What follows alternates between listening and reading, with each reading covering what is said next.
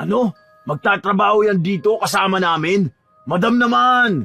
Baka maging pabigat pa yan dito. Saka kaya ba niya ng mga gawain panlalaki? Makakapagbuhat ba yan? Aba, sino bang boss sa atin? Hindi ba ako? Kaya ako ang masusunod. Isa pa, kawawa ang pamilya ng batang yan. Saka, kailangan ko po ng trabaho para sa mga maliliit kong kapatid na nag-aaral pa. Kakamatay lang po kasi ni Lolo kaya ako na lang ang makakatuwang ng nanay ko.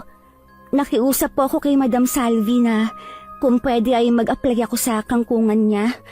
Hindi po kasi ako tinatanggap sa ibang trabaho. Ito na lang po talaga ang huling chance ko. Huwag po kayo mag-alala. Hindi po ako magiging pabigat sa inyo. Pag-aaralan ko po lahat ng trabaho dito. O, kita nyo na? Yang si Ivy, ang nanay niyan manikurista ko, kaya kilala ko ang batang yan. Masipag, saka matulungin sa pamilya. Pagbigyan na natin mga iho, kasi kawawa naman.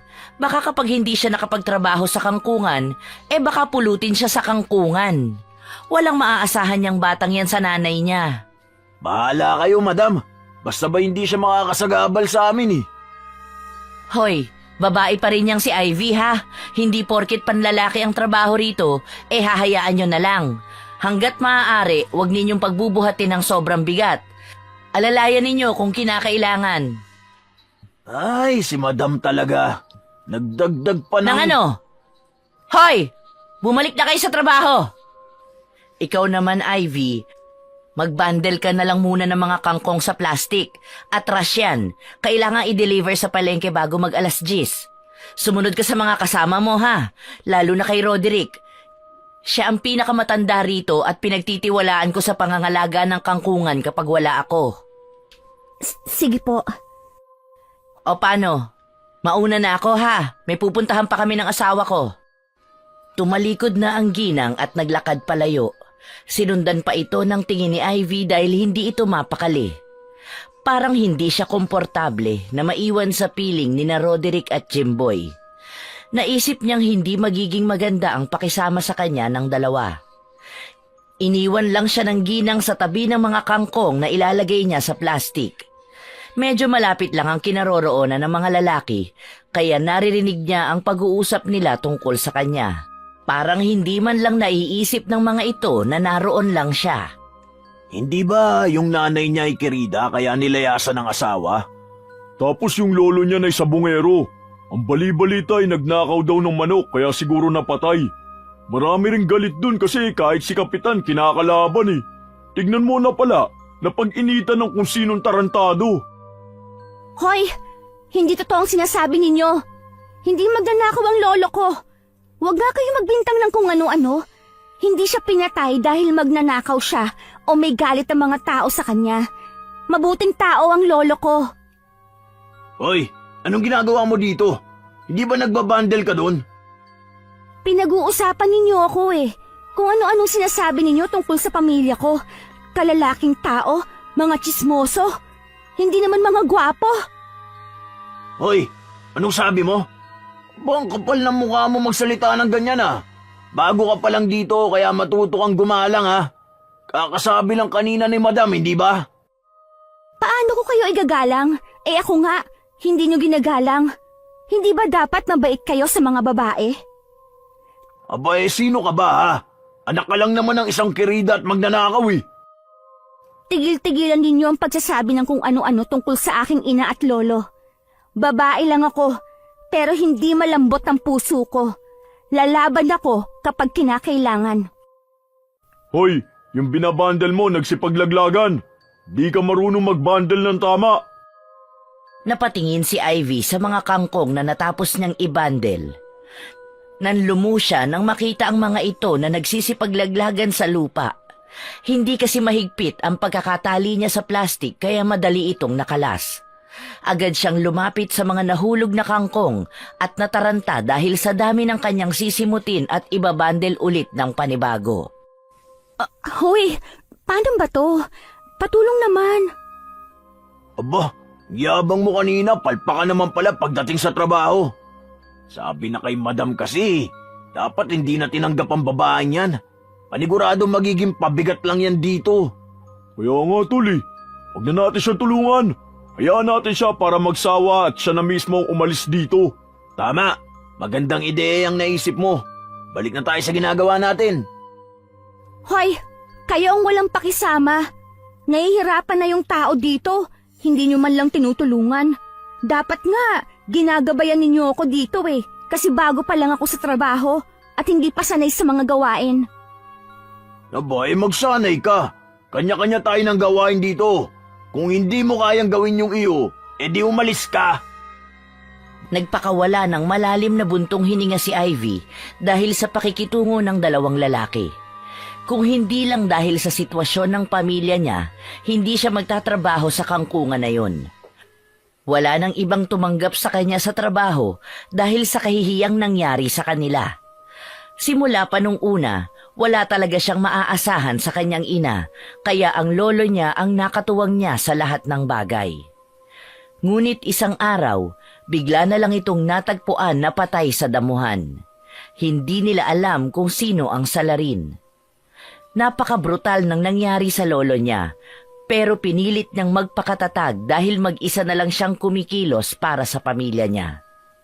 Hindi naman sila sinusustentuhan ng tatay niya dahil may iba na itong asawa at mga anak.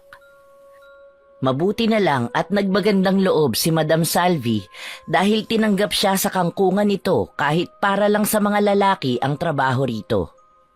Samantala, nagmamadali niyang sinimot ang mga nalaglag na kangkong.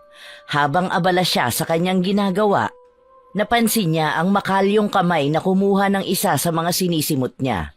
Pagtingin niya, bumungad sa kanya ang isang lalaki na sa tansya niya ay nasa edad 60 na dahil medyo ubani na ang buhok nito. Sa palagay niya, isa rin ito sa nagtatrabaho sa kangkungan at mukhang mabait naman ito, hindi kagaya noong dalawang lalaki. Salamat po, Tay, sa pagtulong. Bago ka pa lang dito, ano? Ngayon lang kita nakita eh. Opo, kapapasok ko lang dito. Sa lahat ng trabahador dito sa kangkungan, ikaw lang ang babae. Buti at pinayagan ka ni Madam. Opo kakilala din po kasi namin kaya nakaswerte ako. Hindi ka marunong magtali. Dapat hihigpitan mong mabuti kasi pag hindi maayos ang pagkakatali niyan, maglalaglagan talaga kasi siksikan laman ng isang plastik eh. Gamitan mo ng puwersa. Patunayan mo sa dalawang yun na kahit babae ka, mapapakinabangan ka rito. Opo, salamat po. Mabuti na lang po at dumating kayo. Alam kong magagabayan ninyo ako sa mga gawain dito. Maghapon mo yung gagawin ngayon. Bukas agahan mo ang pasok at tuturuan kita sa ibang gawain. Sige po, aagahan ko po bukas. Pangako yan. Natuwa si Ivy dahil sa wakas, may kasamahan na siya sa trabaho na nakakaunawa sa kanya at hindi siya hinuhusgahan. Nakangiti siya habang inaayos ang mga nalaglag na kangkong sa lupa. Si Ka Lando naman ay tinulungan siya hanggang sa matapos na ang mga ito.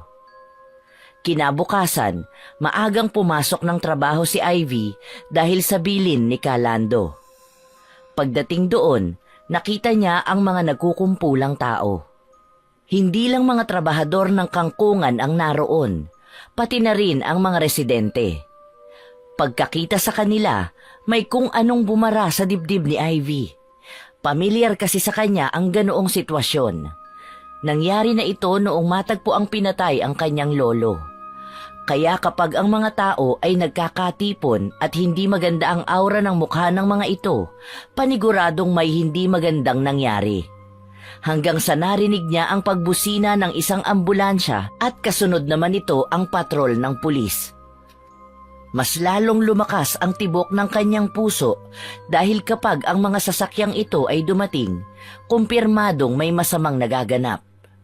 Nakiusyoso lang siya sa mga tao at pilit na nakipagsiksikan sa karamihan hanggang sa makita niya ang pinagkakaguluhan nila. Napatakip siya sa bibig dahil sa nasaksihan. Patay na tao, wakwak ang dibdib hanggang sikmura at nakatirik ang mata. Pinag-aralan muna ito ng mga pulis bago ilagay sa body bag. Nandoon din si Madam Salvi At halata sa mukha nito ang tensyon dahil sa mga nangyayari. Nagtanong-tanong siya sa mga tao roon at napag-alaman niyang matagal na raw nangyayari ang ganong insidente. Hindi raw malaman kung sino ang taong gumagawa ng ganong krimen sa lugar nila. Kagaya ng lolo niya, hindi rin maintindihan kung sino ang salarin.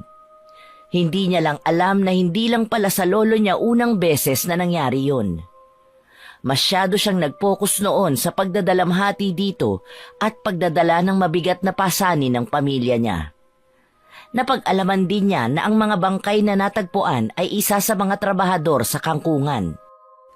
Hindi pumasok si Kalando ng araw na yun. Nagkaroon ng hinala si Ivy dahil sa narinig niyang pinag-uusapan ni na Roderick at Jimboy. Sigurado ko na ang pumatay sa taong yun ay walang iba kundi si Kalando. Hindi ba yung si Robert ay kaaway ng matandang yun dahil lagi siyang pinag-iinitan? Yun din ang sabi nung Ali kanina eh. Kagabi daw, pagkatapos nating umalis, nakita yung dalawa na magkasama. Malamang nagkainitan, di yun, nagkapatayan. Sa tingin ko si Kalando may lahi siyang aswang eh. Alam mo ba na simula nang dumating yung matanda na yan dito sa lugar natin, dumami na ng dumami ang natatagpo ang patay. Hindi lang yan ha. Ang weird ng bahay niya. Ang dami mga kung ano-anong nakasabit. Mga gamit yata ng aswang yun eh. Siguro nga tama ka. Di rin magandang hinala ako sa matandang yan eh. Kaya siguro hindi siya pumasok kasi natatakot siyang magpakita dahil sa ginawa niya. Hoy! Nagchichismisan na naman kayong dalawa dyan sa halip na nagtatrabaho. Wala na nga dito yung tao. Pinag-uusapan nyo pa at pinag-iisipan ng kung ano-ano. Ikaw, bakit ka nandito? Bakit ka nakikialam sa usapan namin? Hindi ba dapat nagtatrabaho ka? Paano ako makakagawa ng maayos dito? Ang ingay-ingay ninyo. Ba, akala mo kung sino ka. Kung di ka lang babae na, bangasan na kita sa mukha eh. Hoy Ivy, may malaking kasalanan kang ginawa dito sa kangkungan natin. Napalingon si Ivy sa likuran nang marinig ang boses ni Madam Salvi na tumatawag sa kanya.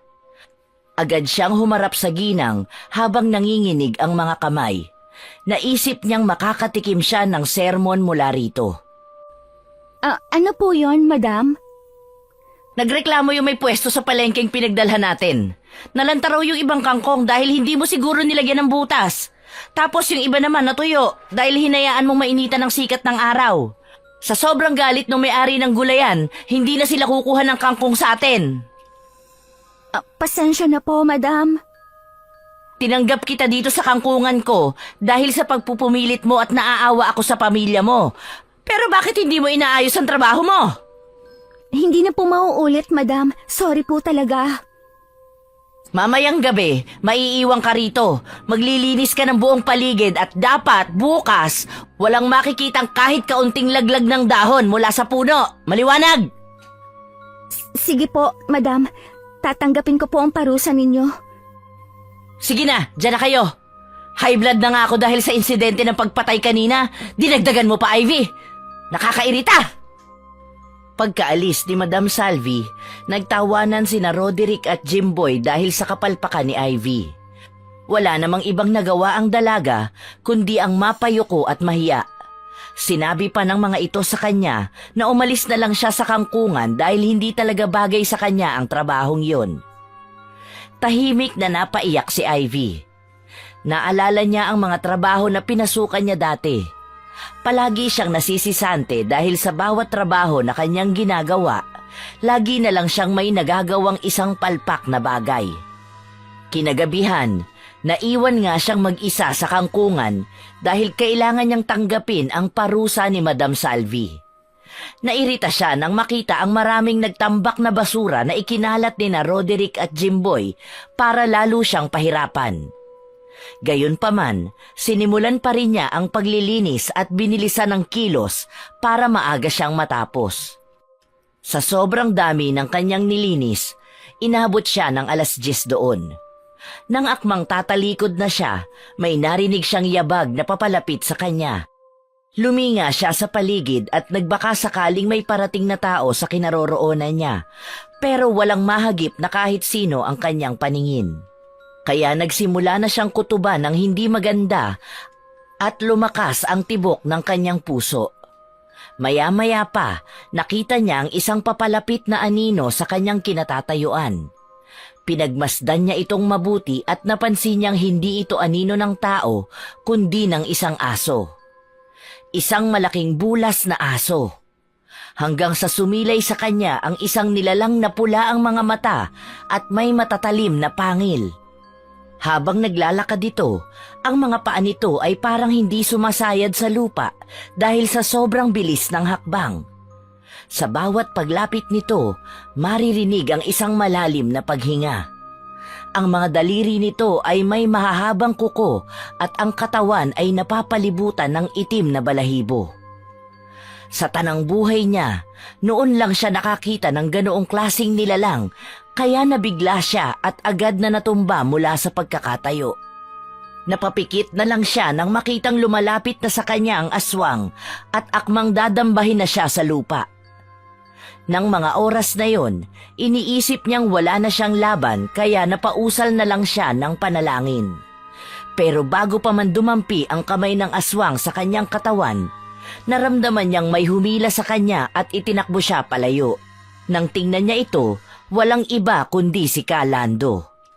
Kumapit siya rito ng mahigpit habang sila ay tumatakbo.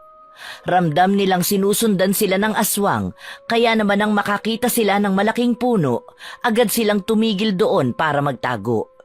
Sa ganong paraan, maililigaw nila ang aswang.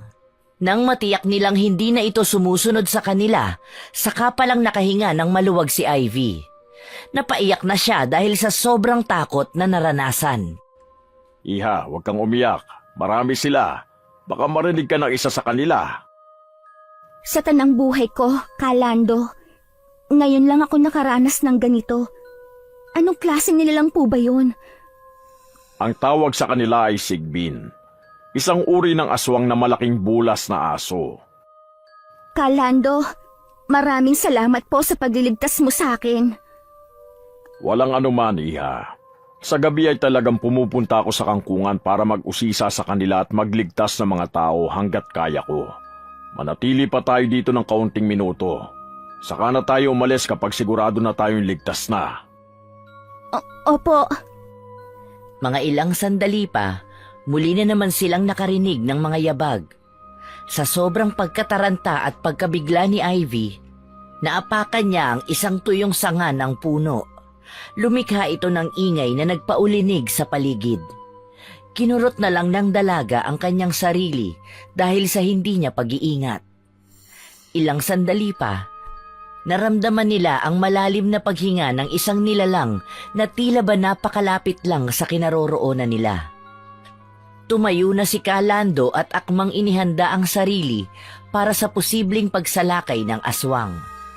Kinuha niya ang buntot pagi na nakasakbat sa kanyang likod at nag-abang. Sumakto naman ang pagkakatayo nito dahil saktong dumating ang aswang. Ang buntot pagi ay inihampas niya sa ulo nito at napahiyaw ito ng malakas. Napaatras ito at dinama ang sakit ng pagkakapalo sa kanya. Sinundan naman ni Kalando ang kanyang galaw habang nakatuon sa bawat kilos ng aswang. Nang akmang kikilos na ito, naging alisto siya at agad na umiwas, lalo na nang ilabas nito ang matatalim na pangil. Muli niyang inihampas ang buntot pagi, ngayon ay tumama naman ito sa dibdib ng nilalang. Ang aswang ay napaungol sa sakit dahil ang buntot pagi ay tila naglalabas ng kuryente na pumapasok sa katawan at nilalapnos ang bawat kalamnan nito. Ngunit ang aswang ay hindi nagpapatinag. Sa isang mabangis na paggalaw, sinugod nito si Kalando. Ibinukas nito ang kanyang bibig at inilabas ang pangil. Agad na umiwas si Kalando at isinangga ang kanyang hawak. Malakas ang kanyang puwersa, kaya ang nilalang ay napait siya at tumama sa puno. May mga sugat na ito sa katawan pero unti-unting gumagaling ang mga ito. Nang makaipon na ito ng lakas ay binalikan nito si Kalando at dumamba ng malakas. Natumba ang matanda at nang ito ay bumagsak sa lupa, umibabaw ang aswang sa kanya at siya ay akmang sasakmalin. Gayunpaman, alisto si Kalando, nangapa ito sa kanyang bulsa at may kinuha. Isang puting bulaklak na nagliliwanag sa dilim. Piniga niya ito at nang tumulo na ang katas, itinapat sa bunganga ng aswang.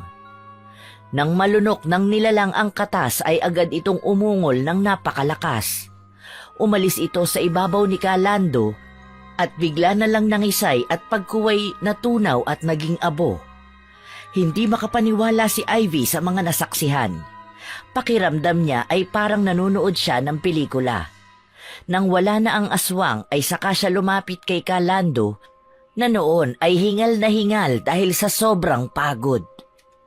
Ayos lang po ba kayo, Kalando? Oo naman, ayos lang ako. Epektibo ang mga ginamit kong pangontra kaya agad na napatay yung aswang. Oo nga po eh. Lalo na yung bulaklak na ginamit ninyo. Parang mas epektibo pa nga po yun kaysa dun sa pamalo na inihampas ninyo.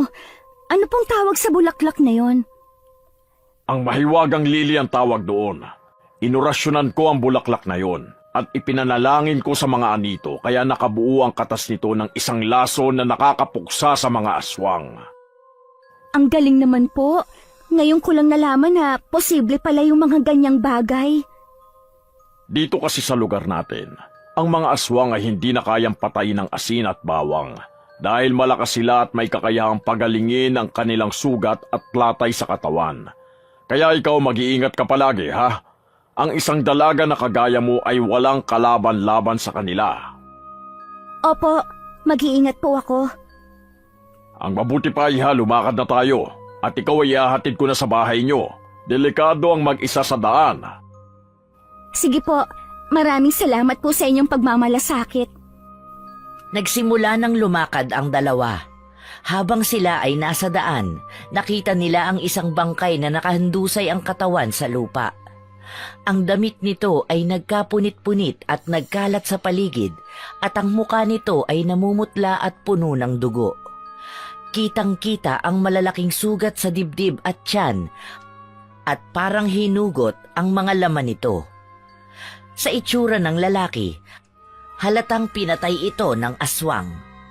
Sa pagkakataong yun, saglit na nagbalik sa kanyang alaala ang mga panahon na nakita niya ang lolo niyang wala ng laman loob ang sikmura. Gayunpaman, sinikap niyang pakalmahin ang sarili dahil gusto niyang malaman kung anong nangyari sa taong yun. Tumigil muna sila saglit sa tabi ng bangkay at napansin ni Ivy na tinititigan itong mabuti ni Kalando. Kawawa naman po siya. Napatay siya ng aswang nang walang kalaban-laban. Parang ganito din po ang nangyari sa lolo ko noon. Kilala ko ang taong yan. Siya ay isa sa aking mga kaibigan. Wala siyang asawa at mga anak kaya mag-isa lang sa buhay. Sa tingin ko ay pinatay siya ng sigbin. Baka sila din po ang pumatay kay lolo. Kawawa naman po sila. Dapat makamit nila ang hustisya sa pagkamatay nila. Ang mabuti pa, ako na lang ang maglibing sa kanya. Ayoko namang hayaan siya dito hanggang kinabukasan. Kalando, delikado po ang gagawin ninyo. Baka mamaya may makakita sa inyo tapos isipin pa nila na ikaw ang pumatay sa lalaking yan. Mas uunahin ko pa ba yung isipin kaysa sa labi ng kaibigan na kailangan kong pagmalasakitan? Hindi niyo po ba siya ibuburol muna? Wala akong pera para doon, iha. At alam kong wala din pera ang kaibigan ko. Kung hindi ko ito gagawin, mabubulok na lang siya rito. Mailagay ko man lang siya sa tamang lugar na dapat paglagyan ng bangkay niya ay ayos na yon. Pero Kalando, alam mo naman ang mga tao dito. Diyan ka na muna at hahanap ako ng lugar na pwedeng paglibingan. Magtago ka sa mga puno at hindi naman ako lalayo, ha? Wala nang nagawa si Ivy kundi ang sumunod kay Kalando, kahit alam niyang delikado ang gagawin ng matanda. Dahan-dahan itong binuhat ang bangkay at luminga-linga sa paligid. Tila ba naghahanap ng lupang pwedeng hukayin upang ilibing ang labi ng lalaki.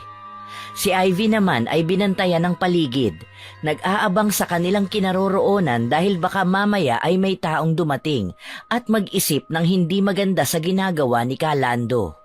Maya-maya, napansin niya na parang may gumagalaw sa talahiban na malapit sa kanila, kaya agad siyang kinabahan at sinikap na maging alisto.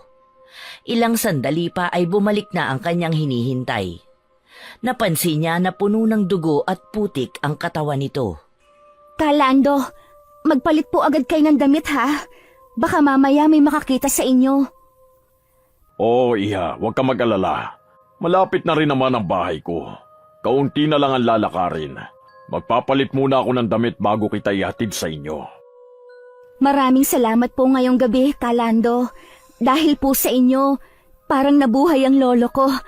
Ganito din po kasi niya ako protektahan. Iha, ano ka ba? Pwede mo naman akong ituring na parang totoo mong lolo.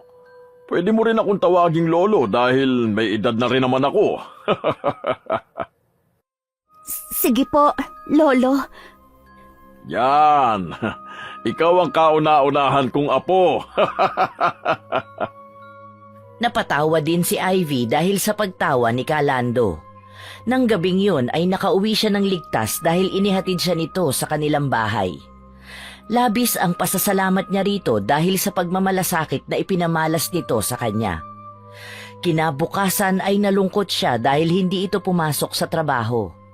Hanggang sa naisipan niyang puntahan ito sa bahay at nagdala ng ilang pasalubong bilang pasasalamat at pagtanaw ng utang na loob sa kabutihan nito sa kanya. Gayunpaman, pagdating doon ay iba ang kanyang naabutan. Nakita niya si Kalando na nakabitin sa isang tali at nilalatigo ng mga kalalakihan. Nakita niya doon sina Roderick at Jimboy na nakatayo lang at tinitingnan ang ginagawa sa matanda. Lumapit siya sa mga ito para magtanong. Anong nangyayari? Bakit nila sinasaktan si Kalando? Yang Kalando mong yan, may nakahuli na kagabi. Siya nga ang serial killer dito sa lugar natin. May nakakita sa kanyang buhat niya ang isang patay na lalaki tapos nilibing ito sa lupa. Sabi na sa'yo may lahing aswang ang matandang yan. Ano? Hindi totoong sinasabi ninyo. Hindi pumapatay si Kalando at yung nangyari kagabi. Ako magpapatunay na hindi siya ang pumatay sa lalaki dahil kasama niya ako. Nakita lang namin yung bangkay at dahil kilala siya ni Kalando, siya na ang naglibing sa bangkay. Saka alam ko na kung anong pumapatay sa mga tao sa lugar natin. Hindi sila tao, kundi mga aswang na kung tawagin ay sigbin. Sigbin? Anong pinagsasasabi mo? Umalis ka na nga lang dito kung wala kang masasabing matino. Hindi ako aalis dito. Patutunayan ko sa kanila na hindi totoo ang paratang nila kay Kalando. Di patunayan mo. Ang tanong, maniniwala ba sila sa'yo? Sa kabila ng sinabing yon ni Roderick, hindi pa rin nagpatinag si Ivy. Tumayo siya sa gitna ng mga taong nagkukumpulan sa paligid ni Kalando. Sinabi niya sa mga ito na mali sila ng paratang sa kanya dahil nakita niya ang lahat ng pangyayari. Sinabi din niya na alam na niya kung anong klaseng nilalang ang gumagawa ng mga pagpatay sa lugar nila. Sa kabila ng pagsisikap niyang ipaunawa sa mga ito ang katotohanan, wala pa ring naniwala sa kanya at pinagtawanan lang siya ng mga tao. Ipinagpatuloy lang nila ang pagpapahirap kay Kalando hanggang sa tuluyan ng manghina ang katawan ng matanda. Nakita ni Ivy na halos naghahabol na ito ng hininga kaya hindi niya mapigilan ang sarili na lapitan ito. Pinigilan niya ang mga lalaki sa ginagawa nila at lumapit siya kay Kalando. Niyakap niya ang duguan nitong katawan. Kalando, Lolo, bakit ninyo po hinayaan ang sarili niyo na saktan ng mga taong ito? Alam niyo naman po na wala kayong kasalanan, hindi ba? Dapat lumaban kayo. Dapat pinagtanggol ninyo ang sarili ninyo. Hindi nila alam ang ginagawa nila, Apo. Lolo naman, hindi niyo sila hinayaan. Sa'yo ko na ipagkakatiwala ang mahiwagang Lily. Gamitin mo yan sa kabutihan. Gamitin mo yun para ubusin ang lahat ng aswang dito. Hindi mo yung pwedeng ibigay sa iba dahil sa iyo lang tatalab ang kapangyarihan yan. Ikaw ang magmamay-ari ng bulaklak na yan. Pagpasok mo sa bahay ko, makikita mo yun agad. Huwag ka nang magdalawang isip na kuhanin yun. Lolo naman, huwag ninyong sabihin yan. Lumaban kayo. Malakas kayo, hindi ba? Huwag muna kayong mawala. Iniwan na ako ng lolo ko. Pati ba naman ikaw? Pagkasabi ni Ivy noon, nakita niyang lumaglag ang kamay ni Calando. Tanda na hindi na nito kinaya ang pananakit sa kanya. Niyakap niya ng mahigpit ang katawan ng matanda. Pinag-aaway niya ang lahat ng mga taong nanakit dito, pati na ang mga nakapaligid doon. Wala man lang ginawa ang mga ito kundi magsipag-alisan nang makitang patay na si Calando. Naiwang mag-isa doon si Ivy habang umiiyak sa tabi ng matanda. Mga ilang sandali pa, naghanap siya ng mapaglilibingan nito at naghukay doon. Pagkatapos ay sa kanya ito inilibing. Pumasok siya sa loob ng bahay nito para hanapin ang mahiwagang lili at pagpasok doon, nakita niya ang isang puting bulaklak na nakalagay sa isang garapon na may lamang kumikinang na tubig. Kumuha din siya ng iba pang pangontra sa aswang, gaya ng buntot pagi. Isinilid niya ito sa dala niyang bag saka umalis na para umuwi sa kanilang bahay. Habang naglalakad si Ivy, narinig niya ang malakas na paghakbang papalapit sa kanya. Tumaas ang balahibo niya sa batok at naramdaman niya ang pagkilos ng isang nilalang mula sa kanyang likuran. Paglingon niya, nakita niya ang aswang na sigbin.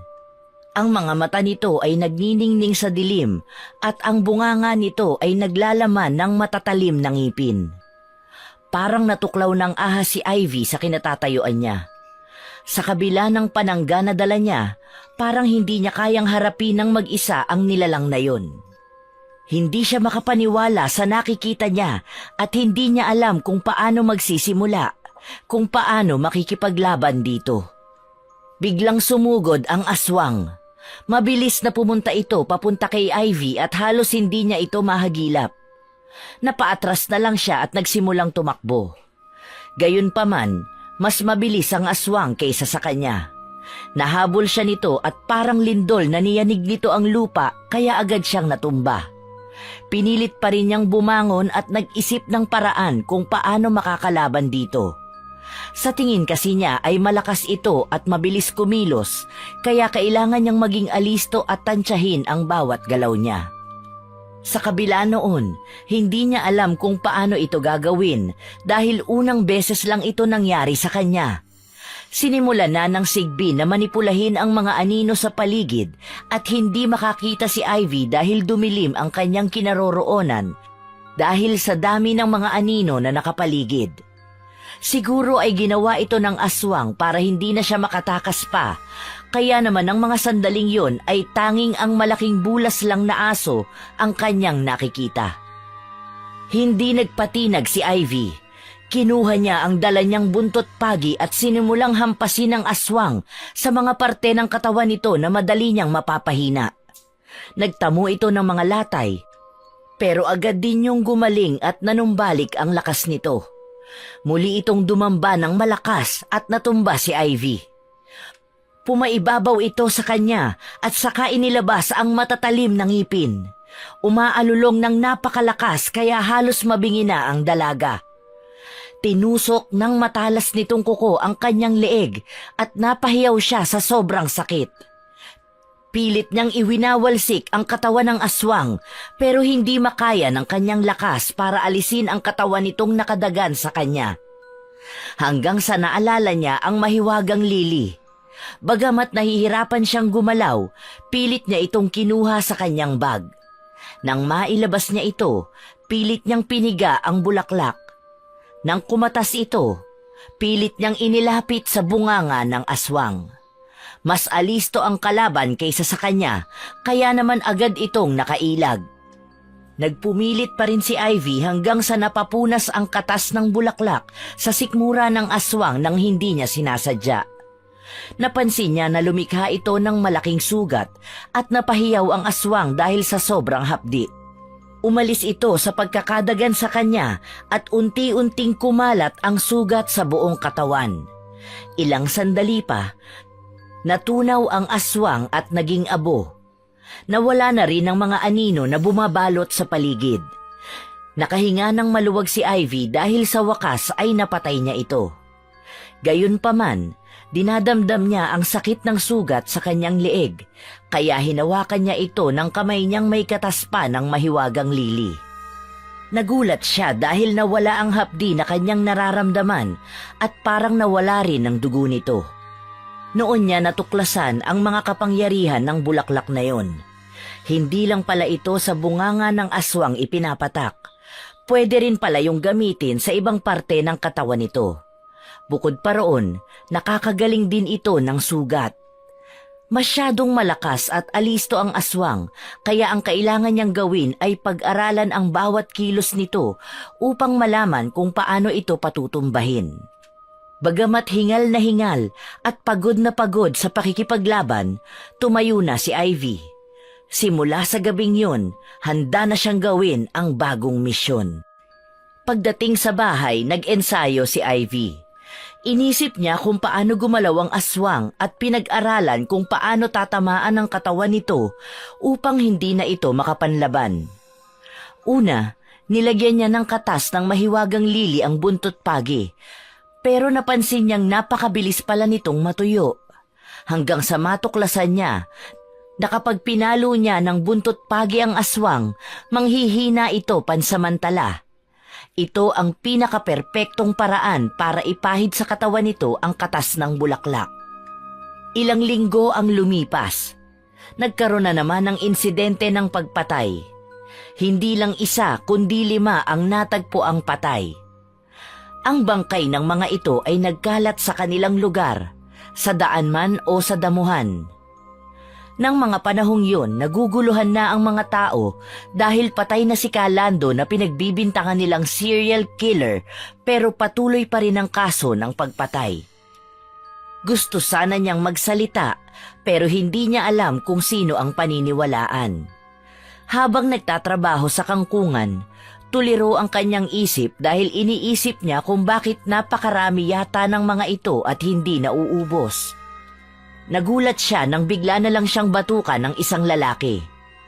Pagharap niya rito, si Roderick ang bumungad sa kanya. Hoy, Ivy, may papagawa sana ako sa'yo eh. Ano yung ipagagawa mo? Di ba alam mo ang bahay ni na Madam Salvi? Maghapon kasi siyang hindi pumunta sa kangkungan. Ngayon ang araw ng sahuran. Bakit? Hindi niyo ba alam kung saan ang bahay niya? Hindi ba kayong matagal na niyang tauhan? Alam namin, pero pwede bang ikaw na lang ang kumuha ng pera sa kanya? May pupuntahan kasi kami nitong si Jimboy eh. Ano bang pupuntahan ninyo? Mahalaga ba yan? Kasi kung hindi yan mahalaga, baka pwedeng kayo na lang ang kumuha. Hindi yung iuutos niyo pa sa akin. Sumunod ka na lang kasi sa amin. Mahirap ba yun? Sasahod ka rin naman, di ba? Makikinabang ka rin sa ipapagawa namin sa'yo. Ang mga taong ito talaga, walang pakisama. Nakakainis!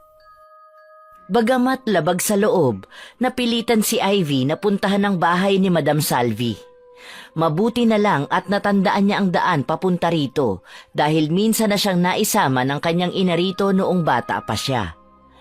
Ibang-iba na ang itsura nito kumpara noong huli niyang nakita. Tila ba mas lumaki ito at mas lumawak. Nang nasa may pinto pa lang siya, tinawag niya si Madam Salvi pero hindi ito sumagot.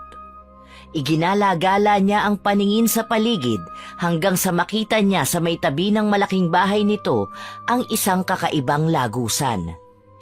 Sa labis na kuryosidad, naisip niyang pumasok dito. Pagdating niya doon, nakita niya ang iba't ibang klase ng medalyon na nakasabit dito. Hindi rin kaaya-aya ang amoy ng paligid at para itong nabubulok na karne. Naglakad-lakad pa siya hanggang sa makita niya ang isang silid sa loob nito. Sumilip siya sa isang maliit na siwang. Napanganga siya sa kanyang nakita. Natagpuan niya doon si Madam Salvi kasama ang malaking bulas na aso na kinakalaban nila ni Kalando.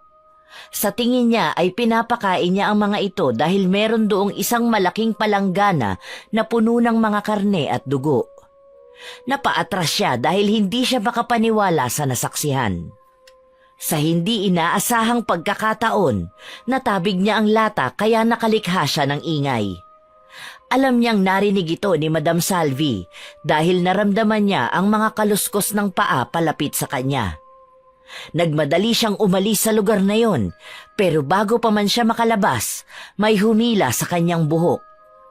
Anong ginagawa mo rito? Bakit ka pumasok dito? Kanina pa po ako tumatawag sa may pinto ng inyong bahay, pero hindi po kayo sumasagot. Nakita ko po ang lagusan papunta dito at na-curious po ako kaya pumasok ako. May nakita ka ba? Sumagot ka! Wala po akong nakita. Magmamaang-maangang ka pa? Imposibleng wala kang nakita. Nandito ka sa loob ah! Bakit po kayo nag-aalaga ng mga ganong klaseng nilalang? Ang laki na po nung napeperwisyo nila sa ating lugar. Marami nang namatay at maraming pamilyang nawala ng mahal sa buhay.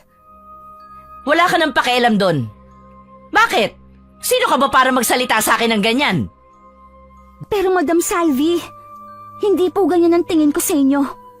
Sa totoo lang po mataas ang tingin ko sa inyo dahil malaki ang naitulong nyo sa pamilya ko at sa akin. Babayaran kita ng maraming pera. Ilihim mo lang ang tungkol dito at siguraduhin mong hindi ito makakalabas kahit kanino. Hindi po ako mukhang pera. Ipaglalaban ko po kung anong tama. Ang mga nilalang na yan, ang dahilan kung bakit namatay ang lolo ko at kung bakit napagbintangan at pinatay si Kalando.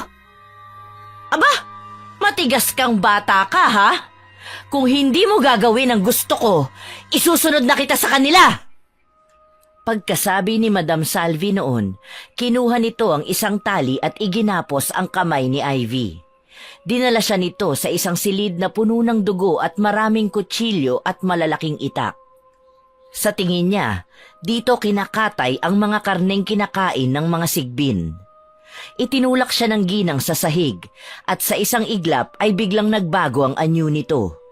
Ito ay naging isang nakakatakot na nilalang na may malaking katawan at malamarmol na balat. Itim na itim ang kulay nito. Meron itong mahahabang kuko at pangil. Umalulong ito ng malakas at halos dumagundong ang buong kwarto. Nangangatal na si Ivy dahil hindi niya alam kung paano kukunin ang kanyang mga pangontra sa loob ng bag dahil nakatali ang kanyang mga kamay. Sa isang iglap, lumapit ito sa kanya at naglalaway na tiningnan ang buo niyang katawan. Nang akmang sasakmali na siya nito, nakapa niya sa sahig ang isang matalim na bagay at agad na naisaksak yun sa likod ng aswang. Agad itong napahiyaw sa sakit at kaagad na lumayo sa kanya. Sinamantala naman ni Ivy ang pagkakataon para matanggal ang nakatali sa kanyang kamay. Kaagad niyang kinuha mula sa kanyang bag ang mahiwagang lili at agad na piniga ito upang kumatas.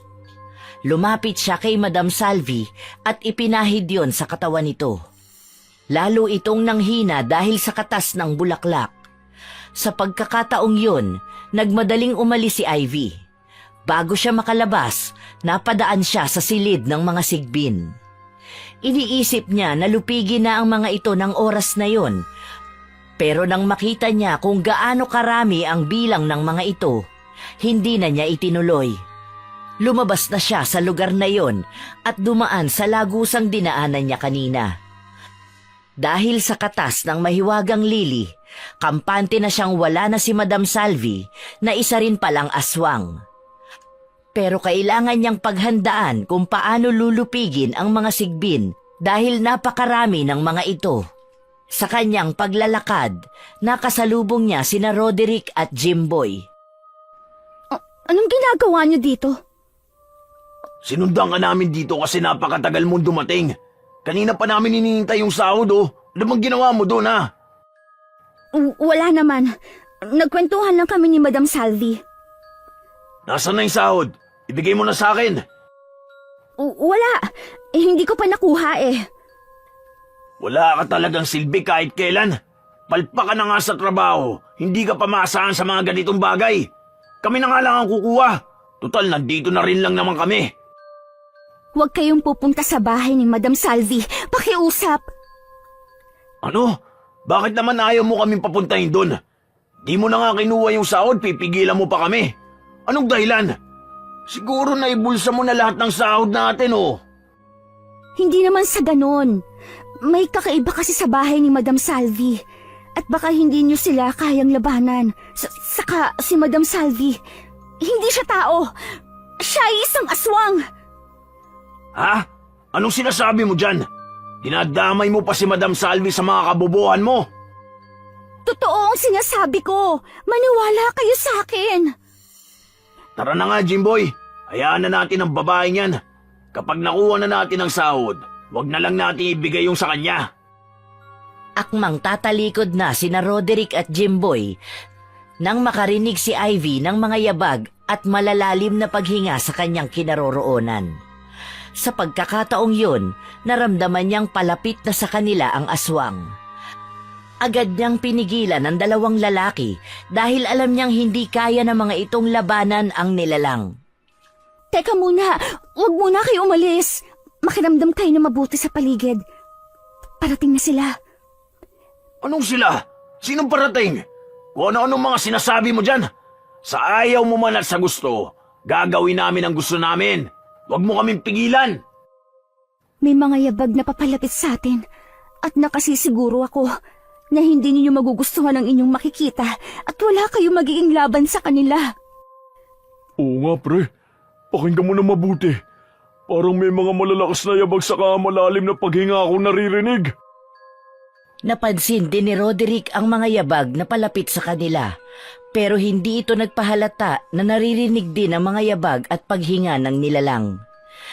Hindi pa rin tumigil si Ivy sa kakukumbinsi sa kanila na umalis na, pero hindi sila nakinig. Hanggang sa tumambad na sa kanilang paningin ang aswang na Sigbin. Lumapit ito sa kanila at dumamba ng napakalakas. Natumba ang tatlo dahil sa lakas ng puwersa. Hindi maintindihan ng dalawang lalaki kung anong gagawin at hindi nila alam kung paano lalaban sa nilalang na yun.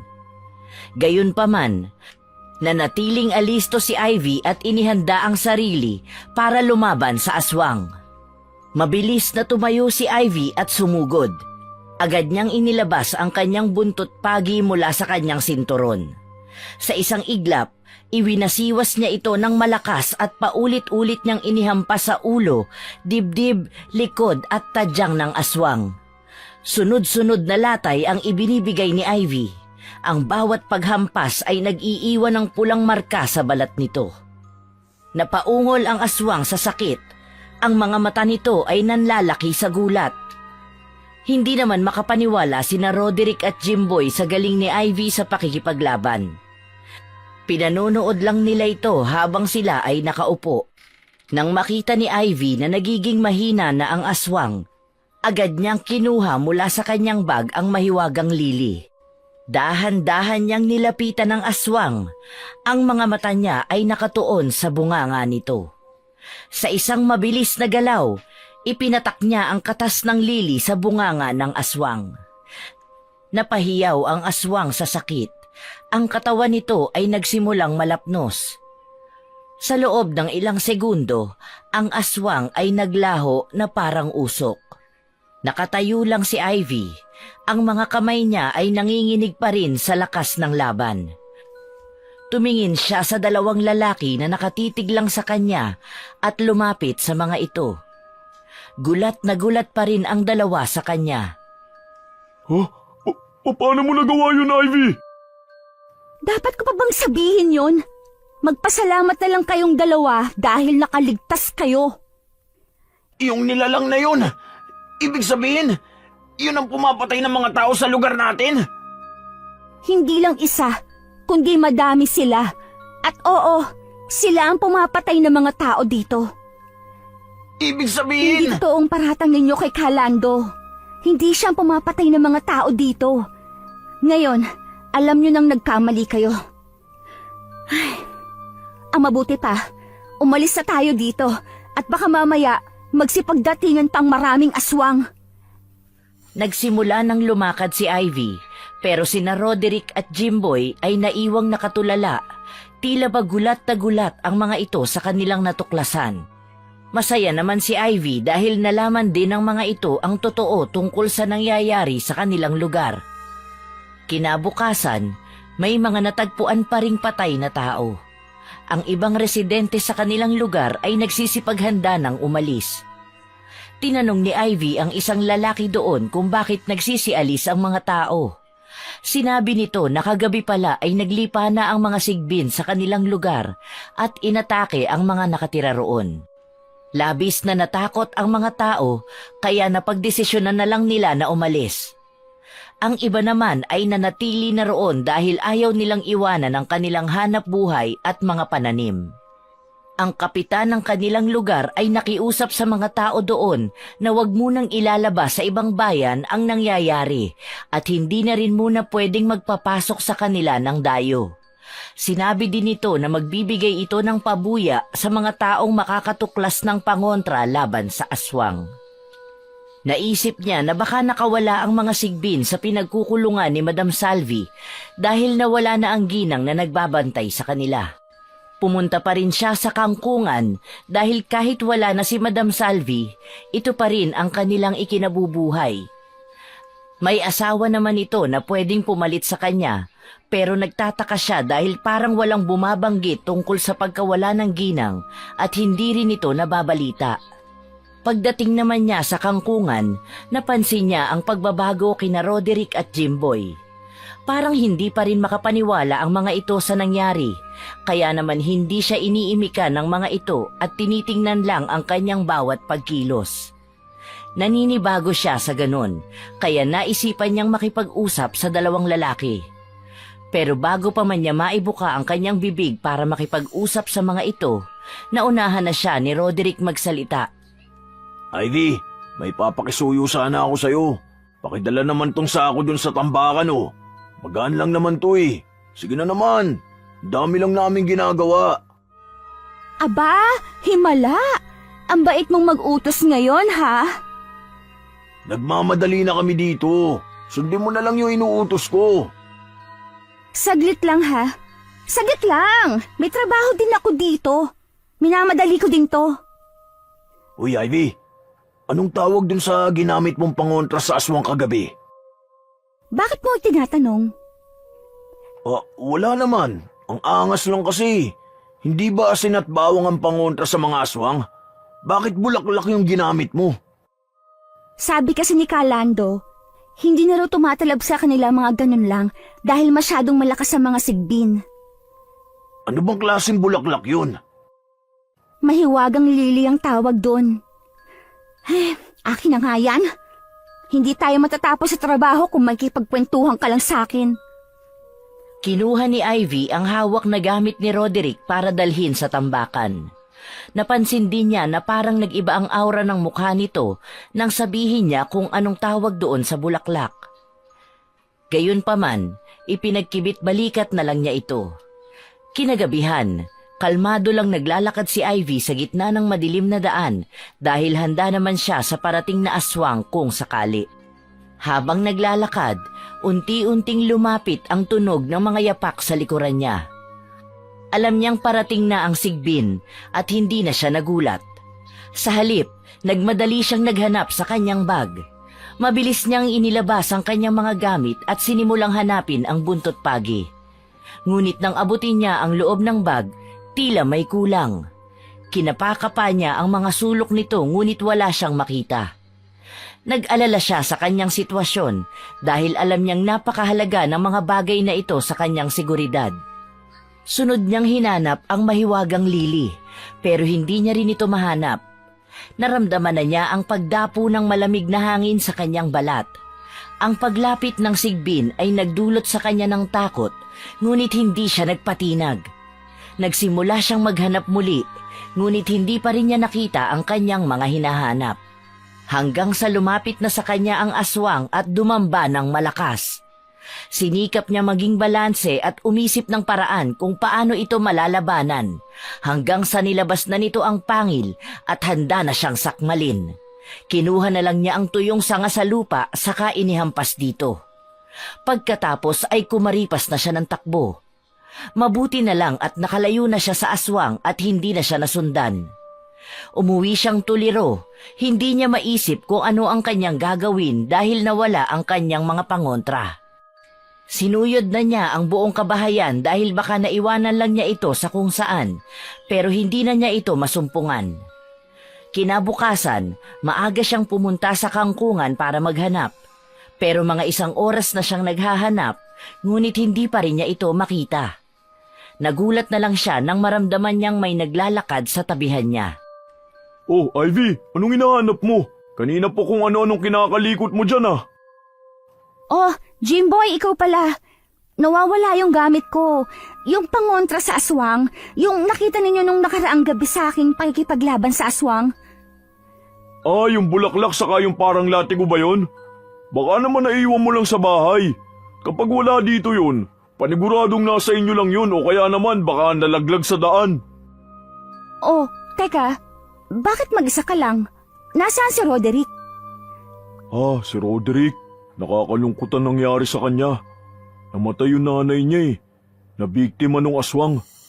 Yun, nandun sa kwarto niya. Sobrang lungkot. Ginawa niya kasi ang lahat para ipagtanggol yun. Pero hindi niya nagawa dahil hindi umepekto ang mga ginamit niyang sandata. Kawawa naman si Roderick. Ang lala na ng ginagawa ng mga aswang dito sa lugar natin. Kaya nga dapat mahanap ko na yung mga pangontra sa kanila. Yun lang ang iniwan sa akin ni Kalando. Hindi yun dapat mawala.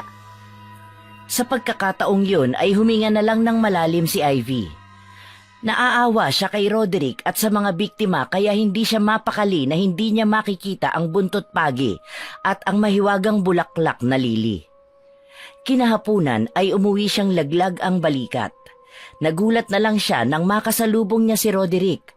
Maitim ang palibot ng mga mata nito at putlang-putla. Mahahalata sa itsura ang pagluluksa sa kanyang ina. Agad niya itong nilapitan para kumustahin. Oh, Roderick! Anong ginagawa mo dito? Ah, nalaman ko pala ang tungkol sa nangyari sa nanay mo. Condolence ha. Hindi ko siya nailigtas. Ginawa akong lahat pero hindi ko nailigtas ang nanay ko. Roderick, huwag mong sisihin ang sarili mo. Hindi mo kasalanan na nangyari sa kanya. Ibabalik ko na sa yung bagay na to. Ang ginamit mong pangontra sa aswang nung isang gabi na inatake tayo.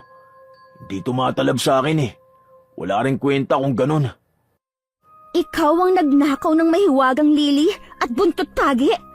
Bakit mo ginawa yon?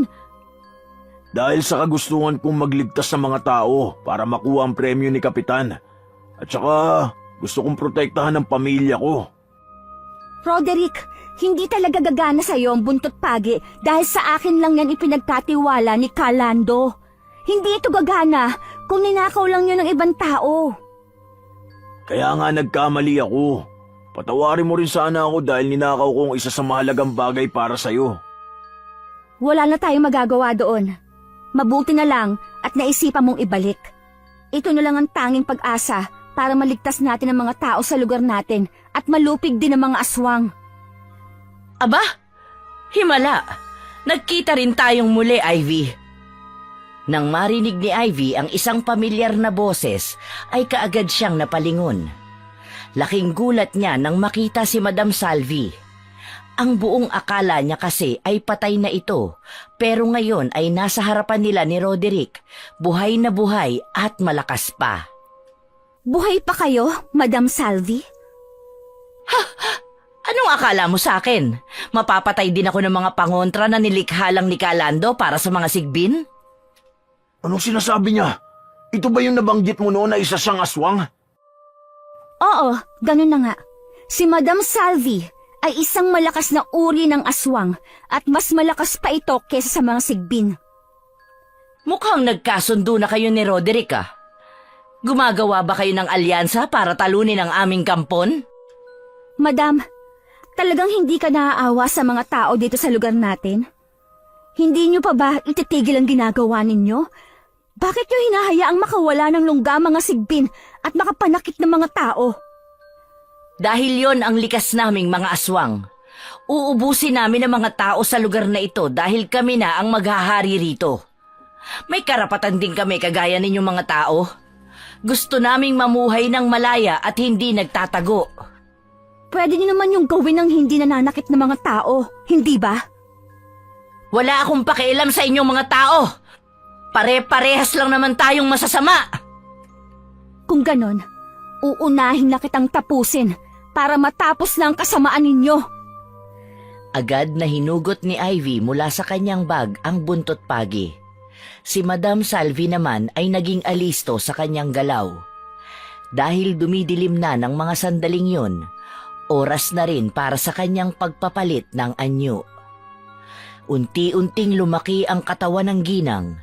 Naging tila malamarmol sa tigas ang balat nito na itim ang kulay. Naging puti ang buhok. Nagkaroon ng mahahabang kuko at matatalas na ngipin at naging pulang-pula ang mga mata. Kaagad nitong minanipula ang mga anino sa paligid. Pinagsama-sama nito at saka inilagay sa palibot ng dalawa. Yun ay para hindi sila makatakas at para malito si Ivy sa pakikipaglaban. Sinabihan ni Ivy si Roderick na umalis na, pero nagmatigas ito at sinabing gusto nito siyang samahan at gagawa siya ng paraan para matiyak na hindi mamamatay ang dalaga sa pakikipaglaban sa aswang. Wala nang nagawa si Ivy kundi pumayag sa binata, kaya pinatago na lang niya ito sa likod ng malaking puno para matiyak ang kaligtasan. Agad na sumugod si Ivy sa aswang at ito ay kanyang hinampas sa ulo. Sa kasamaang palad ay parang hindi man lang ito nasaktan at wala man lang latay na nagmarka sa katawan. Muli niya itong hinampas sa dibdib hanggang sa sikmura pero naabangan ng nilalang ang kanyang kilos kaya agad siya nitong binuhat at pinag-itsahan. Makailang beses ding tumilapon si Ivy. Napakalakas ng puwersa nito at wala siyang magawa. Hanggang sa tinulungan na siya ni Roderick, kinuha nito ang isang matabang sanga ng punong kahoy at inihampas sa aswang pero wala itong nagawa dahil hindi nasasaktan ang nilalang sa tama ng kahoy sa katawan. Ilang beses din na tumilapon ang katawan ng binata hanggang sa sinakmal na siya ng aswang at tinusok ng kuko ang leeg. Napahiyaw sa sakit ang lalaki dahil paunti-unti nang umaagos ang dugo sa kanyang leeg. Naisipan ni Ivy na kuhanin ang mahiwagang lili sa kanyang bag. Kaagad niya itong pinakatas at ang katas ay pinatulo sa mismong katawan ng aswang. Napasigaw ito sa sakit at kaagad na bumitaw kay Roderick. Pinuntahan naman ni Ivy ang kaawa-awang lalaki at pinakatas muli ang bulaklak para pagalingin ang sugat nito. Nagulat na lang siya nang hawakan ni Roderick ang kanyang braso at pinigilan siya sa gagawin niya. Makakatulong ang katas ng mahiwagang lili para gumaling ang sugat mo. Hindi mo na kailangan gawin to, Ivy. Umalis ka na dito. Iligtas mo ang sarili mo habang nangihina pa si Madam Salvi. Hindi siya natunaw at naging abo sa loob ng ilang minuto. Ibig sabihin, manunumpalik pa ang kanyang lakas at hindi mo na kaya makipaglaban sa kanya. Anong pinabalak mong gawin? Ipapain mo ba ang sarili mo? Hindi! Hindi ko pwedeng hayaan ng ganon. Pero ikaw lang ang makakapagpagana sa kapangyarihan ng mahiwagang lili. Kung mamamatay ka, sino na magliligtas sa mga tao? Paano ang naiwan kong pamilya? Si Jimboy! Paano na si Jimboy? Pero hindi mo ito pwedeng gawin. Hindi ka pwedeng mamatay. Kailangan ka ng mga kapatid mo. Mas kailangan ka nila. Maililigtas mo sila pero ako hindi. Pakiusap, umalis ka na. Pakiusap, umalis na lang tayo dito pareho. Hindi kita matitiis kahit palagi mo akong inaaway. Patawarin mo ko kung palagi kitang inaaway noon. Ngayon ko napatunayan na kahit isa kang babae at produkto ng magulong pamilya, magagawa mo pa rin iligtas at ipagtanggol ang ating lugar laban sa mga aswang. Kaya hinihiling ko sa iyo na patuloy ka mabuhay hanggang sa maubos silang lahat sa lugar natin. Kung yan ang gusto mo, Hindi kita bibiguin. Poprotektahan ko ang pamilya mo at mga kapatid mo. Uubusin ko ang lahat ng aswang sa lugar natin at ililigtas ko ang lahat ng mga residente dito. Isang mapait na ngiti ang sumilay sa labi ni Roderick pagkasabi niya noon. Labis na ang panghihina ng binata at kapansin-pansin na ang pagbabago sa kanyang anyo dahil nalalaso na ng laway ng aswang ang kanyang katawan. Malayo na siya sa dating Roderick. Bumitaw si Ivy sa pagkakahawa kay Roderick at mabilis na tumakbo palayo. Ang aswang na si Madam Salvi naman ay patuloy na nanghihina at nangingisay dahil sa epekto ng mahiwagang lili. Tumulo ang mga luha ni Ivy habang tumatakbo siya. Hindi pa rin niya matanggap na may isang taong nagsakripisyo ng buhay para sa kanya. Gayunpaman, alang-alang sa mga huling salita ni Roderick, nagpakatatag siya at ipinangako sa sarili na tutuparin niya ang pangako niya sa binata.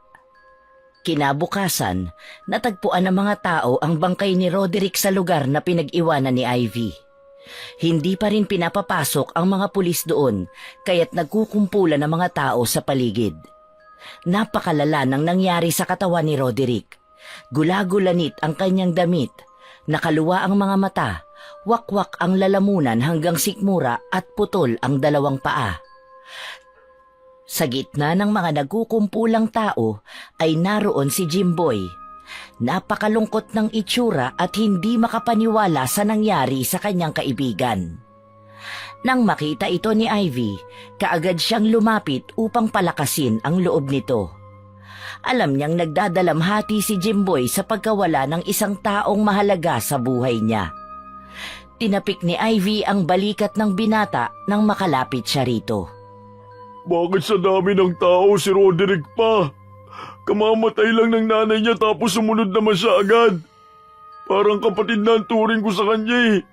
Dahil nung iniwan ako ng kuya ko, siya na ang nakasama ko sa lahat ng bagay. Isinakripisyo niya ang sarili niya para sa kaligtasan ng lahat. Nandun ka nung patay siya ng aswang? Bakit hindi mo siya iniligtas?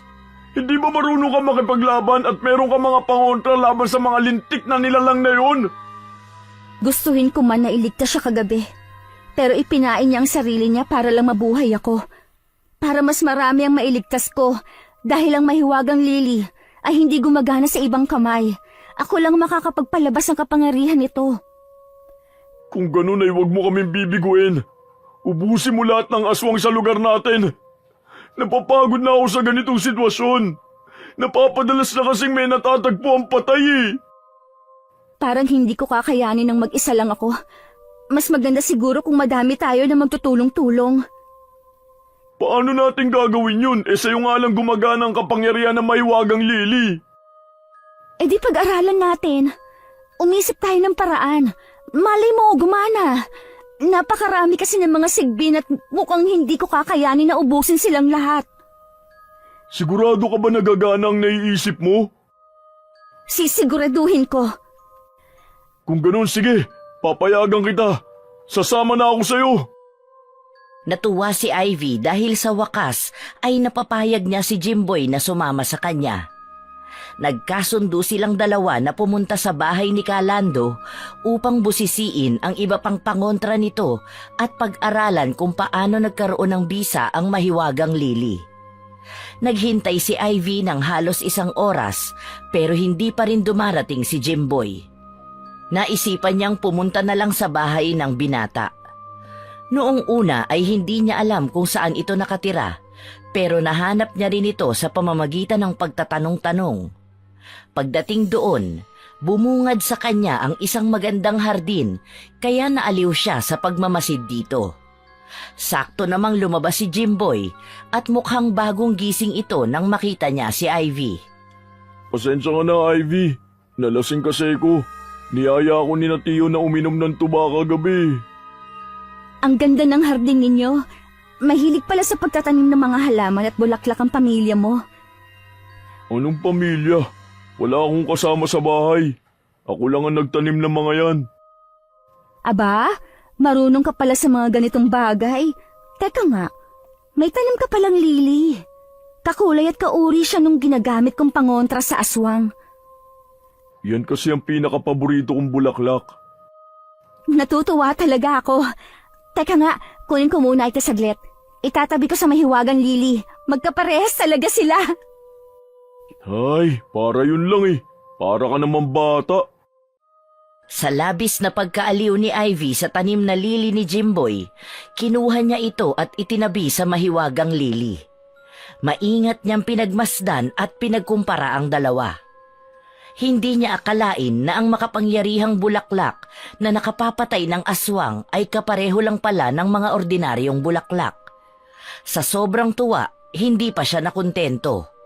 Kinuha niya mula sa garapon ang mahiwagang lili at sa di inaasahang pagkakataon ay natabig niya ang garapon na may lamang tubig. Natapon ito sa pinaglalagyan ng tanim ni Jimboy.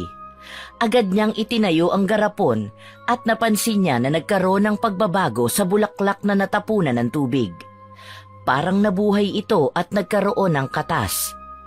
Kinuha ni Jimboy ang kanyang halaman at hindi sinasadyang tumulo rin ang katas sa maliit na sugat sa kanyang daliri. Napansin ni Ivy na unti-unti itong gumaling. Nagulat siya sa nakita at hindi makapaniwala. Jimboy, paano nangyari yun? Itong tanim mong lili na natapunan ng tubig mula sa garapon na pinaglalagyan ng mahiwagang lili. Parang nagkaroon siya ng katas at napagaling nito ang sugat mula sa iyong kamay. Ano ka mo? Oo, totoo. Hindi ako nagkakamali. Tingnan mo, ang daliri mo. Wala lang sugat.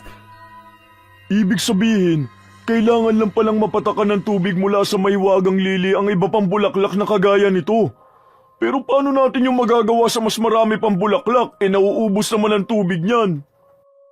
Napansin ko na kapag inilagay ang mahiwagang lili sa kahit saang tubig, kahit pa sa sapa, kumikintab ang tubig nito. Kung ganun, lahat ng tao ay pwedeng magkaroon ng mahiwagang lili? Kailangan lang ay kanya-kanyang tanim para gumana sa lahat ang kapangyarihan ng bulaklak. Magandang natuklasan natin. Mahihikayat na rin natin ang ibang tao na sumama sa atin para lupigin ang mga sigbin. Tama, kaya simulan na natin bumuo ng plano. Sa pagkakataong yun, nagkasundo ang dalawa. Ipinakita nila sa kapitan ang kanilang nabuong plano. Nanawagan naman ang kapitan sa mga tao sa kanilang lugar na makiisa sa kanilang gagawin na paglupig sa mga aswang. 50 tao lang ang kanilang nakasama dahil ang karamihan sa mga residente ay nagsipag-alisa na. Sinabi nila na alam nila kung ano ang pangontra sa aswang at sumang-ayon naman ang mga ito.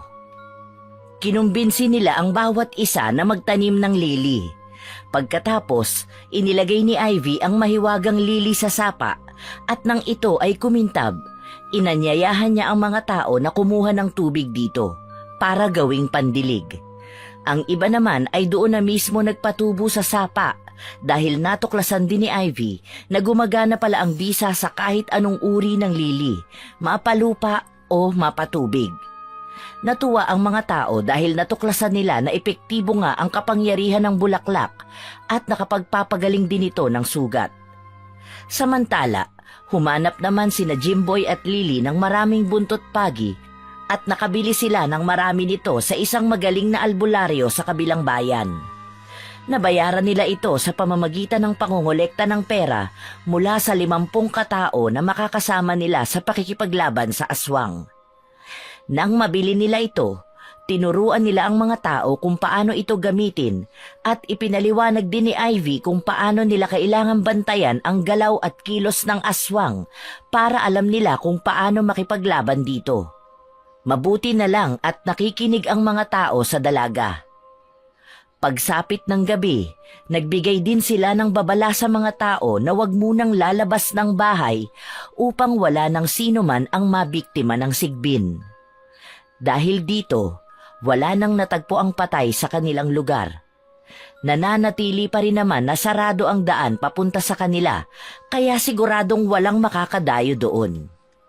Nang maging handa na ang lahat, Tinipo ni na Jimboy at Ivy ang mga residente at siniguradong handa na sila sa magiging laban pati ang pangontra nila. Sa 50 katao na yon ay kasama ang mga bata at kababaihan, pati na rin ang ilang tao na may kapansanan basta makakaya nilang kumilos at makipaglaban sa aswang. Pinangunahan ni Ivy ang lahat sa mga ito. Sinabi niya kung saan ang lokasyon nakakatagpuan ng mga sigbin. Nagulat ang mga tao nang dalhin sila ng babae sa bahay ni Madam Salvi. Ipinaliwanag naman ni Ivy na si Madam Salvi ay hindi tao kundi isang aswang.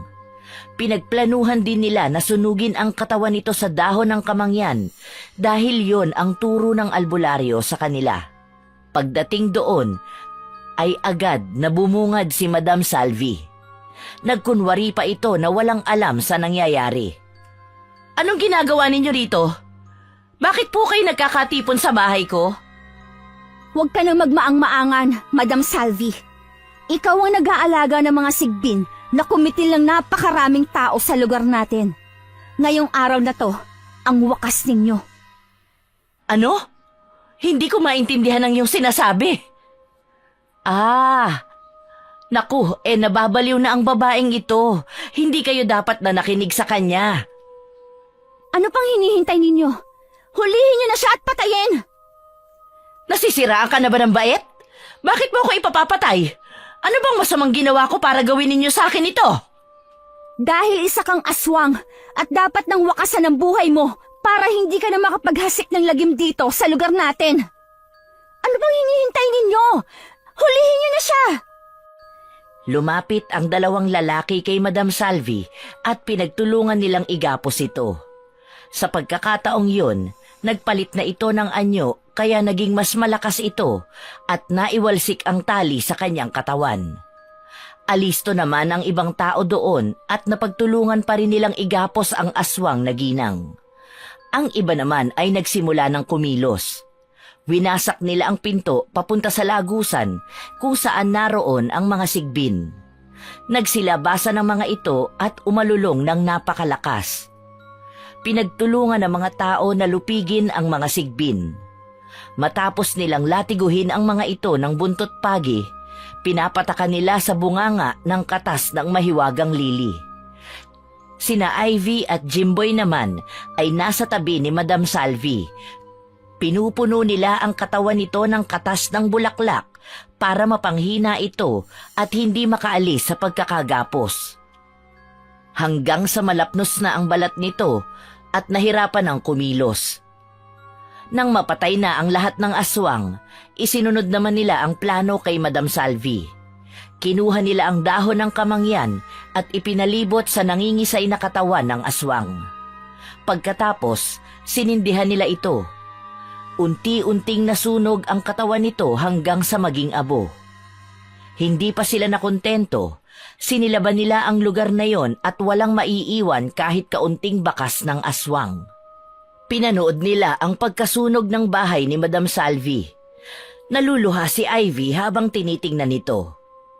Nagtagumpay ang kanilang plano at matatahimik na rin ang mga tao sa kanilang lugar. Ivy! Tagumpay ang plano natin! Napatay si Madam Salvi pati na rin ang lahat ng aswang! Wala nang manggugulo sa atin.